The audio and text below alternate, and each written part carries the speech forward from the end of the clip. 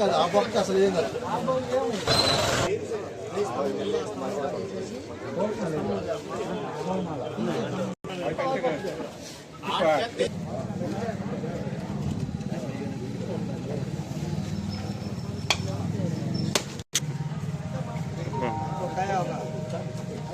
దానికి గాదిరి సుబ్బారావు అర్థం వచ్చేసి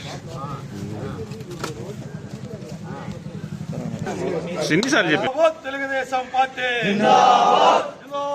తెలుగుదేశం పార్టీ వర్దిల్లాలి సోమిరెడ్డి చంద్రమోహన్ రెడ్డి గారి నాయకత్వం, వర్దిల్లాలి సోమిరెడ్డి చంద్రమోహన్ రెడ్డి గారి నాయకత్వం, వర్దిల్లాలి సోమిరెడ్డి రాజగోపాల్ రెడ్డి గారి నాయకత్వం, తెలుగుదేశం పార్టీ, వర్దిల్లాలి నారా చంద్రబాబు నాయుడు గారి నాయకత్వం, మా సర్వేపల్లి నియోజకవర్గ అభివృద్ధి ప్రదాత, మా గౌరవనీయులు మాజీ మంత్రివర్యులు ప్రస్తుత సర్వేపల్లి ఎమ్మెల్యే గారైనటువంటి మా ప్రియతమ నేత సోమిరెడ్డి చంద్రమోహన్ రెడ్డి గారి యొక్క కృషితో నిరంతరం గ్రామాలకు ఏం చేయాలి, ప్రజలకు ఏం చేయాలి, ఎక్కడ ఏ అభివృద్ధి కార్యక్రమంలో పాల్గొనాలి, ఈ గ్రామాలని ఈ నియోజకవర్గాన్ని ఎలా అభివృద్ధి పథంలో పంపించాలనేటువంటి ఆలోచనలతో నిరంతరం పనిచేసేటువంటి మా నాయకుడి యొక్క నిర్ణయాల మేరకు ఈరోజు మా గ్రామానికి ఒక మంచి పరిణామం ఏర్పడింది.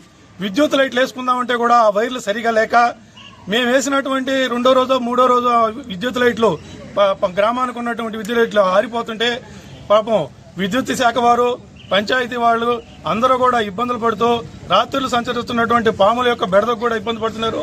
ఇలాంటి పరిస్థితులన్నింటినీ అధిగమించే విధంగా ఈ రోజు ఈ యొక్క మాకు ప్రభుత్వం నుంచి మా నాయకుడు చంద్రమోహన్ రెడ్డి గారు మాకు శాంక్షన్ చేయించినటువంటి ఈ గ్రామాన్ని అభివృద్ధి పథంలో నడిపిస్తున్నటువంటి మా నాయకుడికి మనస్ఫూర్తిగా మా గ్రామం తరపున అభినందనలు, కృతజ్ఞతలు తెలియజేసుకుంటున్నాం. మా గ్రామంలో ఉన్నటువంటి ప్రజలందరూ కూడా చాలా సంతోషంగా ఈ రోజు ఈ కార్యక్రమంలో పాల్గొన్నారు. అందరూ కూడా మా గ్రామం వైపు నుంచి చంద్రమోహన్ రెడ్డికి ధన్యవాదాలు తెలుపుతున్నాం. ఇంకా కూడా ప్రతి ఇంటికి కూడా సరైనటువంటి మంచి నాణ్యత అయినటువంటి విద్యుత్ ఎందుకు రావడం లేదనంటే ఈ వైర్లు పాత అయిపోయిన తర్వాత లో వోల్టేజీ కరెంట్ వస్తుంది. కనీసం ఉన్నటువంటి ఫ్యాన్ కూడా సక్రమైనటువంటి వోల్టేజ్ తీసుకుని తిరిగేటటువంటి పరిస్థితులు లేదు.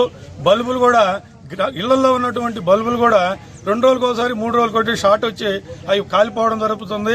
ఈ విధంగా ప్రజలందరూ కూడా ఇబ్బందికి గురవుతున్నారు. ఇక నుంచి రాబోయే రోజుల్లో చంద్రబాబు నాయుడు గారు, సోమిరెడ్డి గారి యొక్క నాయకత్వంలో ఈ సర్వేపల్లి నియోజకవర్గం వరకేపూడి గ్రామం కూడా అందులో భాగంగా అభివృద్ధి పథంలో నడుస్తుందని చెప్పి గ్రామ ప్రజలకు కూడా తెలియజేస్తున్నాను.